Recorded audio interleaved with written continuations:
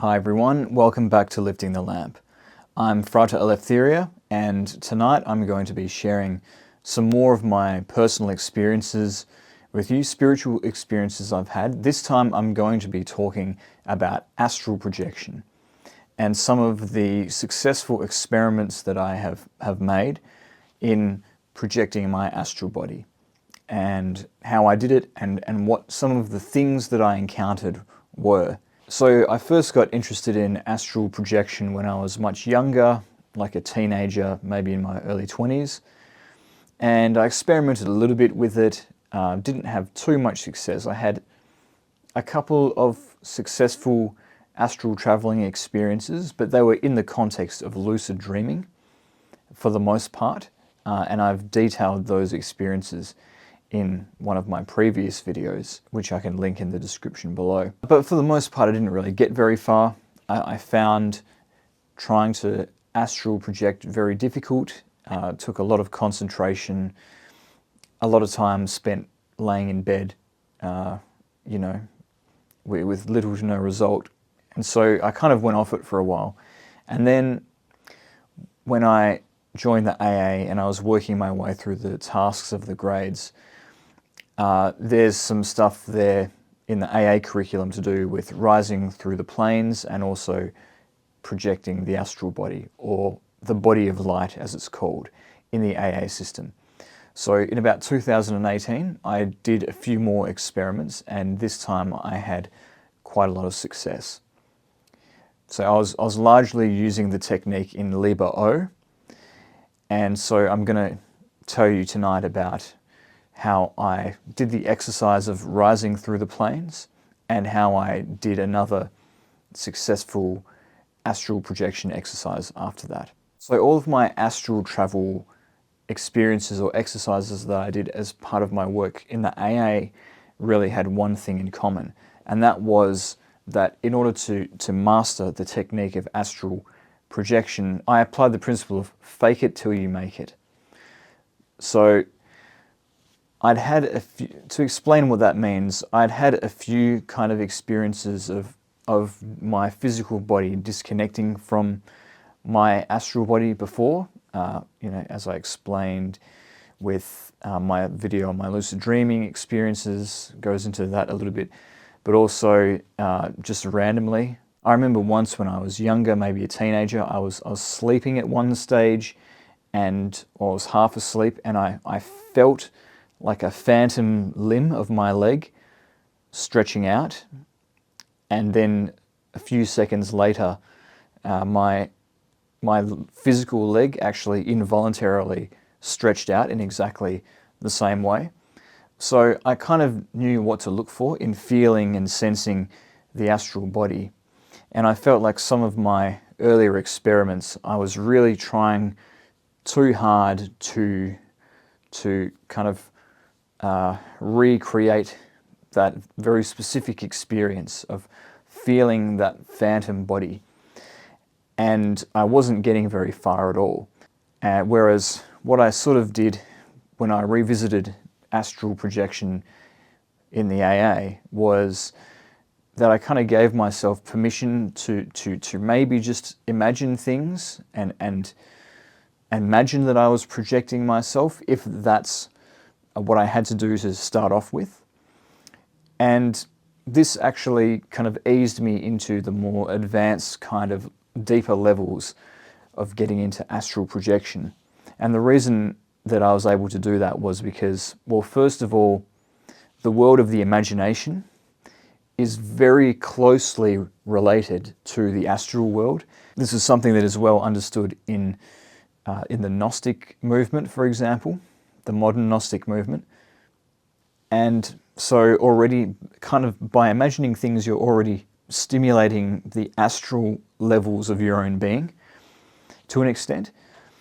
So it's kind of imagining yourself projecting your astral body out is a kind of the gateway to actually doing it.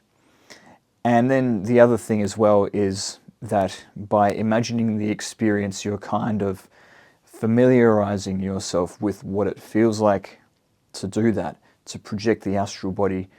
And so, just like in a simulation, you know, if you have a really good simulation for flying a plane and you spend a lot of time doing that, then you'll be able to fly a real plane.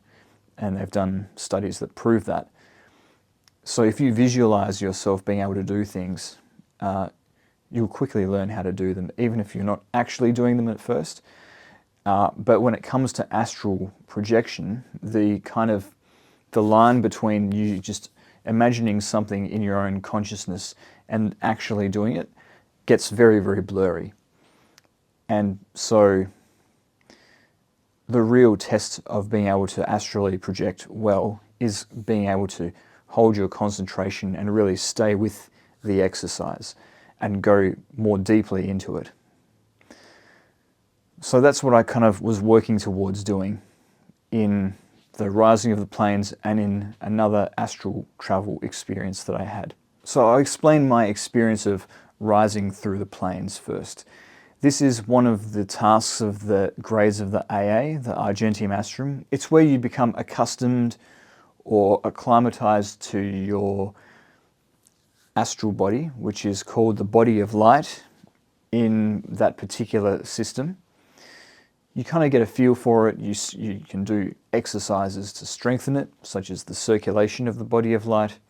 And once you've got a pretty good handle on feeling your body of light, one of the first things that you're supposed to do to kind of get an idea of what it's like to astral travel is this technique called rising through the planes. You basically rise up higher and higher and higher as far as you can get without stopping to try and train yourself to be able to use and travel in this body of light. So that's the technique that I did when I was trying to rise through the planes. I visualized my body of light, I became very aware of it, and then I began to feel myself rising above my physical body in this new body of light.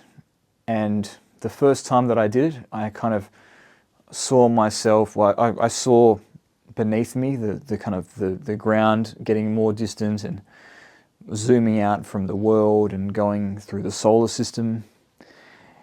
And I didn't get that far. I think I got to Saturn or something before the exercise came to an end. And what I found with the exercise was, you know, once you have kind of imagined yourself astral projecting, like I said earlier, and you've sort of got a feel for what it feels like, you can just kind of release the visualizing and the imagining and let the experience take you where it will. And that's kind of what I did, and I could see different planets going past me and things like that. But one thing that I noticed with this first attempt at rising through the planes was that I reached a level of trance when I was doing it, and then I found that I was starting to slip into like a dream state, and I actually found myself going into dreams in the middle of an astral projection. And so that was a sign that there were kind of breaks in the practice, that I'd sort of lost the practice.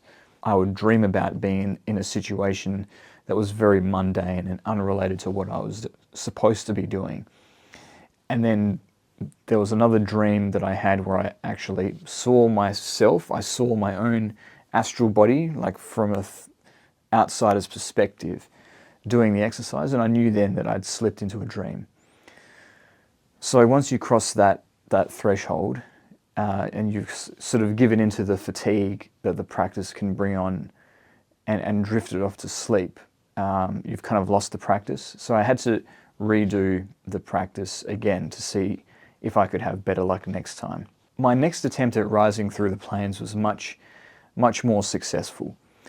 I saw myself going through the solar system, away from the galaxy, out to see the honeycomb structure of the known universe, and I managed to get as far as I could in the physical universe, and then I started to rise through different planes of existence, or different dimensions perhaps, and this was really interesting.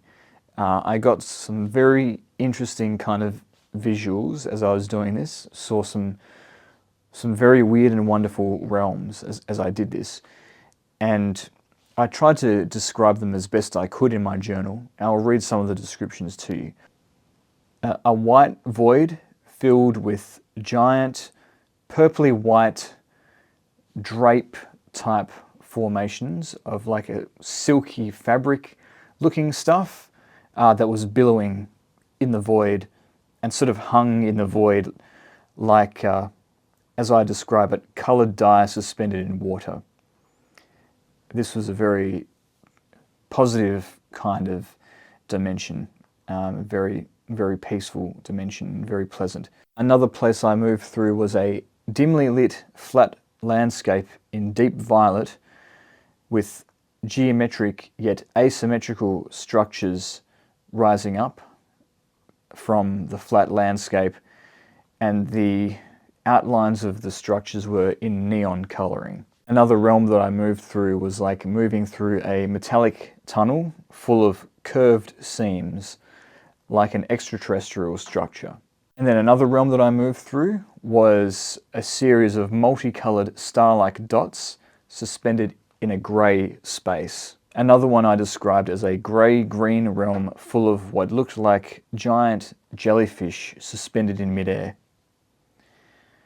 And so some very interesting kind of realms that I found myself traveling through. But again, I had periodic intrusions from dreams that I had to pull myself out of to continue the practice. But it was remarkable moving through all these different realms. And if I had to describe it, if I had to compare it to anything that I've seen before that kind of comes close to it, would be like one of those scenes in one of the Doctor Strange movies where he's sort of moving through the different universes very rapidly. It was kind of similar to that. It's similar to some of the psychedelic experiences that I've heard some people describing or seen recreations of in the past. So maybe there's a connection there between the sort of the pineal gland and the release of certain chemicals in the brain during spiritual experiences, during out-of-body experiences, which can also be brought on by certain substances. I don't know, perhaps there's a connection there. I haven't explored that side of the visionary experience myself, so I wouldn't really know how close a comparison there is. And then my third attempt at rising through the planes was very similar to my second attempt, although at this point I managed to reach a point in the practice where I kind of came to a standstill, and it was, I'd moved through a realm that sort of looked like rolling waves or like rolling hills that were covered in like a rainbow coloured spinifex grass, and I'd made my way to a new realm which kind of looked like I was in a giant paw painting, if you've ever seen what they look like. A whole realm that sort of looked like that. And I sort of came to a standstill in this realm and just enjoyed floating in this realm in my body of light, and this sort of enjoying the peace and the tranquility that washed over me as I just remained still in this realm. And it was an incredible sense of peace. It was like floating in the ocean. And that was kind of how far I managed to push the rising through the planes practice. I thought it was a good place to stop. So that was my experience of the astral traveling exercise known as rising through the planes.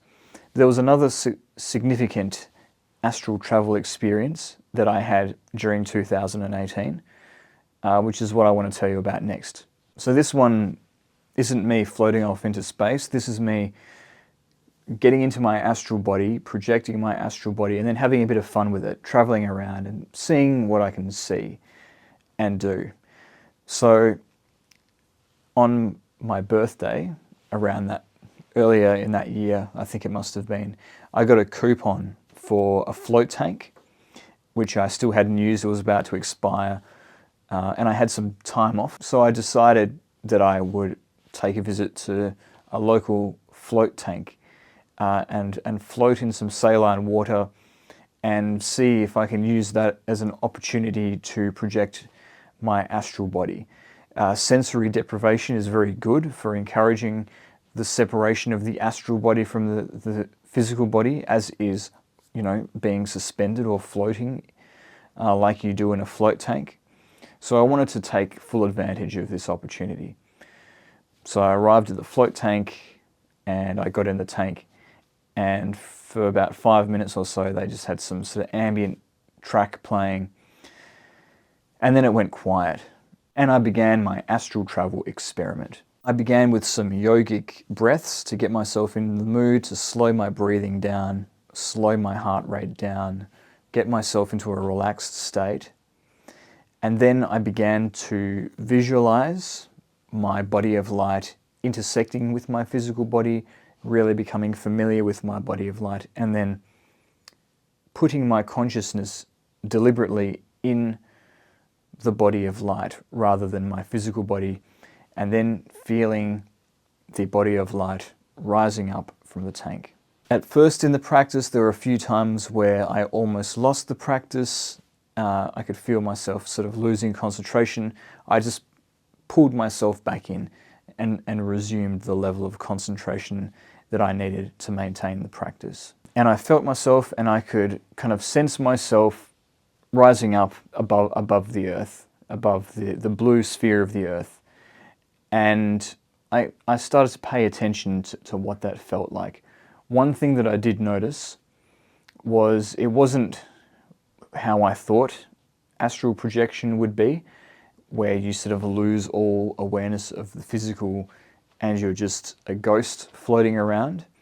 I was still very aware of my physical body, and I was very aware that my physical body was in the tank. I could feel it, but I could also feel this other body as well, or at least I had a sensation of it. I don't know if feeling is the right word, because there were no nerve endings or anything as such. But there was certainly some kind of a subtle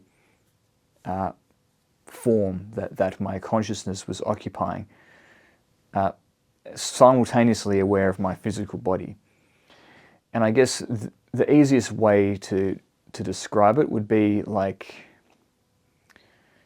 if you're watching a movie or you're playing a computer game, probably a computer game is a better example because it's more interactive. If you're playing a computer game, you sort of know that you're sitting in a chair on a couch, for example, with a controller in your hand, and you're bashing the buttons. You're aware that your body's all doing that, but you're also simultaneously aware of the little avatar on the screen, and that's you on some other level of the simulation.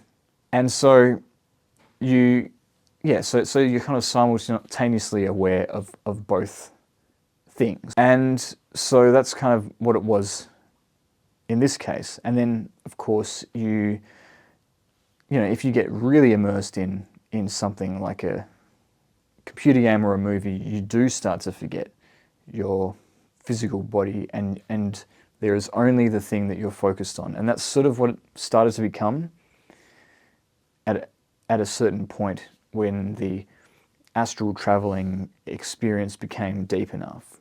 And once I was out of my body and I knew that I was in my body of light, I thought that it was time to have a bit of fun. So I decided to go check on my girlfriend at the time, now wife, who I knew was at a conference for work-related stuff on that day. So I decided to check in, see how she was going. And I got an image of her standing up, talking to another woman who had blonde hair. And I saw that there was catering, and I saw someone coming around with a plate or a tray, and there were like these little quiches on the tray, and they got offered to my wife and the person that she was talking to. And I saw this scene unfolding. And I also saw a bit of architecture that was outside of the venue of the conference. I didn't know what the venue was, but I saw that there was like this statue or this monument looking thing with a lot of, angles, like an isometric looking shape, sort of on an angle like that. And not the most attractive looking thing. I mean, it was modern art. It was a modern art piece, so but it definitely had those sort of isometric angles to it, and it sort of jutted out like that, and sort of jutted. It was very long, elongated like that, and yeah, so I came back to my body after that, and that was a neat little exercise, a neat little experience. And as I came to back in my body, well, actually, that's funny. The reason why the practice came to an end is because I heard music, and I was instructed by the people that ran the flotation tank that when the session was coming to an end, music would start to play. And I heard this music, and it was this beautiful, beautiful music. It was like a heavenly choir of beings with otherworldly voices singing this beautiful kind of harmony. I utilized the notes D, F, and G all kind of working together. That was back when I had a better musical ear for picking up what notes were playing. And I just thought this was sublime. This was such beautiful music. And the ambience of the sound must mean that the session's at an end. And then as this went on, I realized, no, this is not something that's playing through a loudspeaker. This is actually something that is reverberating in my head. This is something that is emerging from my consciousness as a byproduct of the experience that I've just had. And that was an amazing thing to realize. And it became verified for me when the real music came on, and it was nowhere near as beautiful or sublime as what I had just heard. So, and that can be something that accompanies spiritual experiences. It can be something that accompanies deep meditations, for example. But that was a nice little ending to the practice, which I'm very grateful for. So as you can imagine, as I came home that day, I was very keen to see if what I had seen was really something that happened. So I spoke to my wife, my then girlfriend, and asked her what she did that day. And I said, did you speak to a blonde woman at one point? And she said, yes. And then I said, when you were talking to her, were you offered these little quiches? And she said, yes. And so it was starting to look like I had really seen a real scene that had unfolded that day. And then I asked her what the venue was, and I looked to see if there was anything outside of the actual venue, which was like a monument or an artwork which matched what I saw. And lo and behold, there was something that fit the description. That what I had seen was kind of like a vague outline of this structure. So 3 out of 3, it appears that I had seen a very real scene when I had projected my astral body. And so I'd undertaken an exercise in what is often known today as remote viewing. But one thing that's really strange about this whole experience, and one detail that's very, very strange, very interesting, is that this scene that was unfolding, that I perceived with my astral eyes, actually happened 3 hours later than I was experiencing it physically. So I had projected my astral body 3 hours into the future. This seemed just mind-blowing to me and highly unusual, and not something that I would have expected with an experience like this.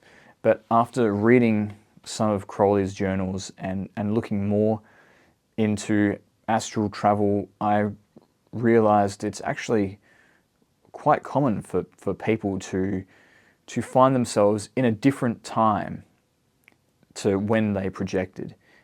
or what the time was from the place they were projecting from physically. And so this was just, this added another layer to the whole thing. And I tried to think of how to explain this. And what I eventually came to realize was that the answer is that time is not like we understand it. We have this linear idea of time. You know, it goes in a straight line. There's only the present. The past is gone. The future doesn't exist yet. There's only this present moment that we live in. Whereas, in fact, the true nature of time, the past, present, and future, somewhere in all the dimensions, are existing simultaneously.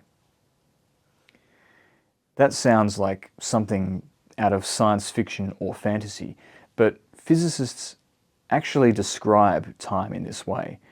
And the theory of relativity actually explains how, you know, you can be at a certain point in space-time, and depending on the kind of vectors of your perception, you can see something happening in the relative past at a given point in space-time, or in the relative future, in the same point in space, all depending on relativity and, you know, where you're situated. And that is a video all on its own, the nature of time. But yeah, that was a very interesting realization to have, that time is it's not what we think it is. And since those earlier astral traveling experiments, I have actually made further attempts to not so much astral project, but certainly place my consciousness into the future and try and connect with the future and see what I can see. And I've seen some interesting things, but maybe that's the subject matter of a future video, if that's something that you're interested in. And if you'd like me to do a whole video on the true nature of time, let me know in the comments. That's something perhaps I can do, but I need to sort of do my research a bit first and wrap my own head around it a little bit first. But what I have learned from all of this is that astral projection, it does indeed seem to be a phenomenon. You know, I've been able to verify its reality through my own experiences, as I've described here, through subsequent experiences with astral projection or sending my consciousness somewhere else. At least one other person has seen my astral body traveling around in a way that I wasn't aware of consciously, because sometimes that can happen. It can sort of do its own thing, particularly if you're sort of in the service of the White Lodge. Quite often that is how a lot of that work takes place. But yeah, those are all potentially future topics. But I hope that you've enjoyed this video on some of my more successful astral projection experiences. If you did enjoy this video, please like it, subscribe to my channel to support my work. You can subscribe to me on Odyssey as well. And if you want to give me extra support, please hit the join button down below to become a member, or hit the thanks button to give me super thanks. But thank you again for listening, and I'll see you next time.